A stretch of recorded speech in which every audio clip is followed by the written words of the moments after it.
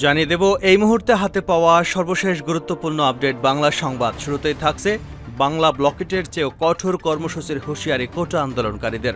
অতি দ্রুত শিক্ষার্থীদের সমন্বয়ে একটি স্বাধীন কমিশন করে কোটা সংস্কারের বিষয়ে এর সুপারিশ অনুযায়ী সংসদে আইন প্রণয়ন করা, গ্রেপ্তার হওয়া ছাত্রদের মুক্তি দেওয়া সহ সব মামলা প্রত্যাহার করা এবং হত্যাকাণ্ডের সঙ্গে জড়িত পুলিশ ও মন্ত্রীদের বরখাস্ত করা, এই তিন দাবি সামনে রেখে ২৪ ঘণ্টার আলটিমেটাম দিয়েছে বৈষম্য বিরোধী ছাত্র আন্দোলন।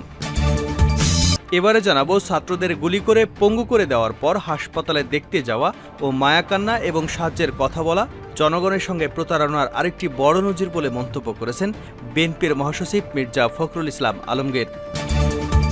জানাবো, কোটা সংস্কার আন্দোলনের আরও দুই সমন্বয়ক ডিবি হেফাজতে।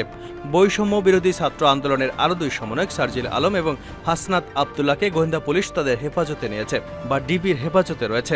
এ নিয়ে কোটা সংস্কার আন্দোলনের ৫ জন মহানগর গোয়েন্দা পুলিশ বা ডিবির হেফাজতে রয়েছে। বিষয়টি স্বীকার করেছে গোয়েন্দা পুলিশ। জানিয়ে দেব, ঐক্যবদ্ধ আওয়ামী লীগকে কেউ হারাতে পারবে না। আওয়ামী লীগের যুগ্ম সাধারণ সম্পাদক কৃষিবিদ আফবা বাহাউদ্দিন নাসিম বলেছেন, তৃণমূলের কর্মীরাই আওয়ামী লীগের শক্তি। সঠিক নেতৃত্বের মাধ্যমে তৃণমূলের কর্মীরা ঐক্যবদ্ধভাবে মাঠে থাকলে ঐক্যবদ্ধ আওয়ামী লীগকে কেউ হারাতে পারবে না।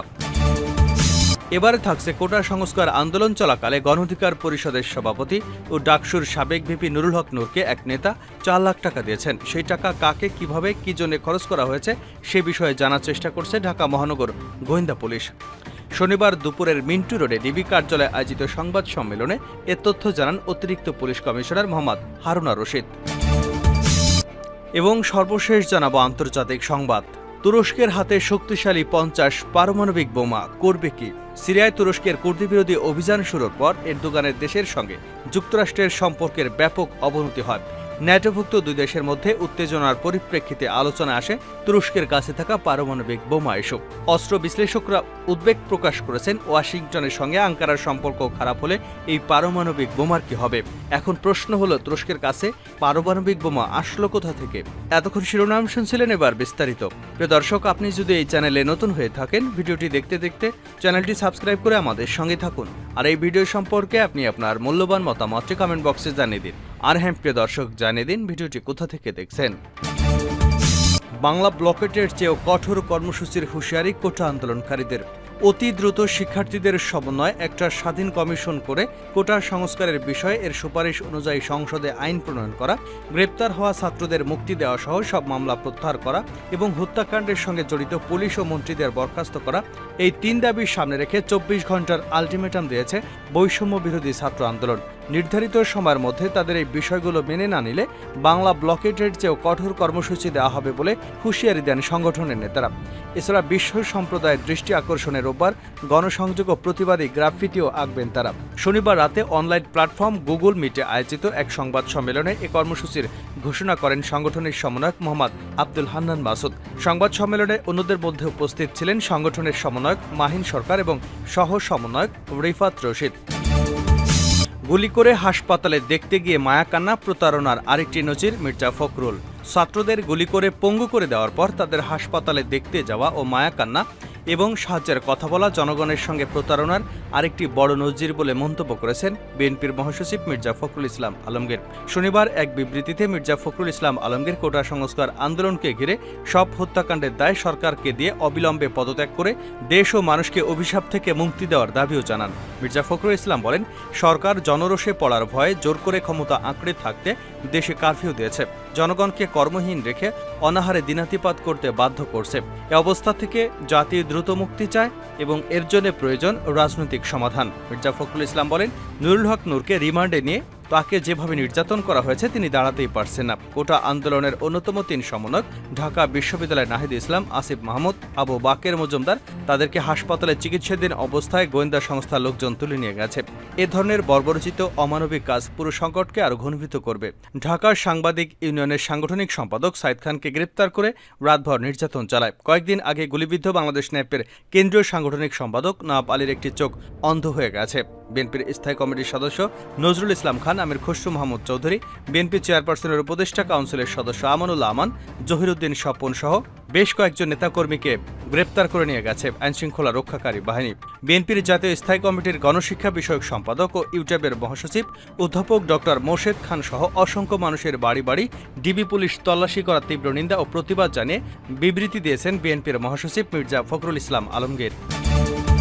কোটা সংস্কার আন্দোলনের আরও 2 সমন্বয়ক ডিবি হেফাজতে। বৈষম্য বিরোধী ছাত্র আন্দোলনের আরও 2 সমন্বয়ক সার্জিল আলম এবং হাসনাত আবদুল্লাহকে গোয়েন্দা পুলিশ তাদের হেফাজতে নিয়েছে। এ নিয়ে কোটা সংস্কার আন্দোলনের 5 জন মহানগর গোয়েন্দা পুলিশ ডিবি হেফাজতে রয়েছে। বিষয়টি স্বীকার করেছেন গোয়েন্দা পুলিশ। শনিবার মহানগর গোয়েন্দা পুলিশের অতিরিক্ত উপকমিশনার জুনায়েদ আলম সরকার বলেন, গত কয়েকদিনে ঘটে যাওয়া ঘটনার বিষয়ে জানতে এবং তাদের নিরাপত্তার স্বার্থে ডিবি হেফাজতে নেওয়া হয়েছে। এর আগে শুক্রবার বিকেলে ঢাকার গণস্বাস্থ্যনগর হাসপাতাল থেকে চিকিৎসারত অবস্থায় আন্দোলনের অন্যতম সমন্বয়ক নাহিদ ইসলাম, আসিফ মাহমুদ, আবু বাকের মজুমদারকে তুলে নিয়ে যাওয়ার অভিযোগ ওঠে। এদিকে সরকারি চাকুরিতে কোটা সংস্কার করে আদালতে রায়ের পর সরকারের জারি করা প্রজ্ঞাপন প্রত্যাখ্যান করেছে বৈষম্য বিরোধী ছাত্র আন্দোলন। শনিবার রাতে অনলাইন সংবাদ সম্মেলন করে নতুন 3 দাবিতে সরকারকে 24 ঘন্টার আলটিমেটাম দিয়েছে কোটা সংস্কার আন্দোলনকারীরা। এসব দাবি না মানা হলে পরবর্তীতে আরও কঠোর কর্মসূচির ঘোষণা দেন তারা। শনিবার রাতে অনলাইন সংবাদ সম্মেলনে বৈষম্য বিরোধী ছাত্র আন্দোলনের কয়েকজন সমন্বয়ক জানান, পুলিশের ধরপাকড় সহ নানা কারণে সব সমন্বয়কদের সঙ্গে তারা যোগাযোগ করতে পারছে না, যে কারণে সমন্বিতভাবে তারা কোনো কর্মসূচি ঘোষণা করতে পারছে না। আন্দোলনের অন্যতম সমন্বয়ক মাহিন সরকার বলেন, আন্দোলনের মূল দাবি মেনে নেওয়া হয়েছে বলে প্রচার করছে সরকার, কিন্তু আমাদের দাবি ছিল কমিশন গঠন করে এই সংকটের সমাধান করা, কিন্তু সেটা করা হয়নি বলেই আমরা এই পরিপত্র প্রত্যাখ্যান করেছি। অন্যতম সমন্বয়ক নাহিদ ইসলাম, আসিফ মাহমুদ এবং আবু বাকের মজুমদার সহ সমন্বয়কদের গ্রেপ্তার এবং মামলা দিয়ে হয়রানি করা হচ্ছে বলেও অভিযোগ করেন আন্দোলনকারীরা। মাসুদ বলেন, রোববার থেকে সমন্বয়ক নাহিদ ইসলাম, আসিফ মাহমুদ আটক সকল শিক্ষার্থীদের মুক্তি, মামলা প্রত্যাহার, শিক্ষার্থীদের গণহত্যার সাথে জড়িত মন্ত্রী পর্যায় থেকে কনস্টেবল পর্যন্ত সকল দোষীদের বিরুদ্ধে ব্যবস্থা নিতে হবে। তিনি জানান, আগামী 24 ঘন্টার মধ্যে এই 3 দফা বানানো হলে পরশুদিন থেকে বৈষম্য বিরোধী ছাত্র আন্দোলন আরও কঠোর কর্মসূচি দিতে বাধ্য হবে। একই সাথে রোববার সারা দেশের দেয়ালগুলোতে গ্রাফিতি দেওয়াল লিখন কর্মসূচি ঘোষণা দেওয়া হয়। ঐক্যবদ্ধ আওয়ামী লীগকে কেউ হারাতে পারবে না, বাহাউদ্দিন নাসিম। আওয়ামী লীগের যুগ্ম সাধারণ সম্পাদক কৃষিবিদ আফমা বাহাউদ্দিন নাসিম এমপি বলেছেন, তৃণমূলের কর্মীরাই আওয়ামী লীগের শক্তি। সঠিক নেতৃত্বের মাধ্যমে তৃণমূলের কর্মীরা ঐক্যবদ্ধভাবে মাঠে থাকলে ঐক্যবদ্ধ আওয়ামী লীগকে কেউ হারাতে পারবে না। ঢাকা 8 আসনের 5টি থানা এবং 9টি ওয়ার্ড আওয়ামী লীগ এবং সহযোগী সংগঠনের নেতাদের সঙ্গে সমন্বয় সভায় তিনি এসব কথা বলেন।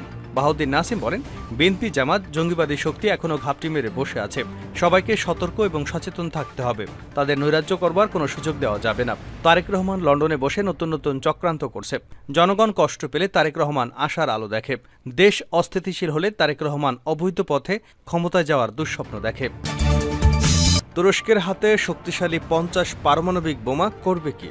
সিরিয়ায় তুরস্কের কুর্দি বিরোধী অভিযান শুরুর পর এরদোয়ানের দেশের সঙ্গে যুক্তরাষ্ট্রের সম্পর্কের ব্যাপক অবনতি হয়। ন্যাটোভুক্ত এই 2 দেশের মধ্যে উত্তেজনার পরিপ্রেক্ষিতে আলোচনায় আসে তুরস্কের কাছে থাকা পারমাণবিক বোমা ইস্যু। অস্ত্র বিশ্লেষকরা উদ্বেগ প্রকাশ করেন, ওয়াশিংটনের সঙ্গে আঙ্কারার সম্পর্ক খারাপ হলে এই পারমাণবিক বোমার কি হবে? প্রশ্ন হলো, তুরস্কের কাছে পারমাণবিক বোমা আসলো কোথা থেকে? মূলত 60 বছর আগে দ্বিতীয় বিশ্বযুদ্ধের পর সোভিয়েত রাশিয়ার সঙ্গে স্নায়ু যুদ্ধের কালে যুক্তরাষ্ট্র শক্তিশালী এই বোমাগুলো সেখানে মোতায়েন করে। এরপর তুরস্ক আর সেই বোমা ফেরত দেয়নি। বিশ্লেষকদের ধারণা, পারমাণবিক বোমাগুলো যুক্তরাষ্ট্রকে আর ফেরত দেবে না তুরস্ক। যুক্তরাষ্ট্রের সঙ্গে তুরস্কের সম্পর্ক খারাপ হওয়ার পর সবচেয়ে বেশি আলোচনায় আসে সিরীয় সীমান্তের 150 মাইল দূরের শহর আডানার ইনছালিক বিমান ঘাঁটিতে মোতায়েন থাকা যুক্তরাষ্ট্রের পারমাণবিক বোমার বিষয়টি। এখানে রয়েছে 50টি B61 পারমাণবিক বোমা।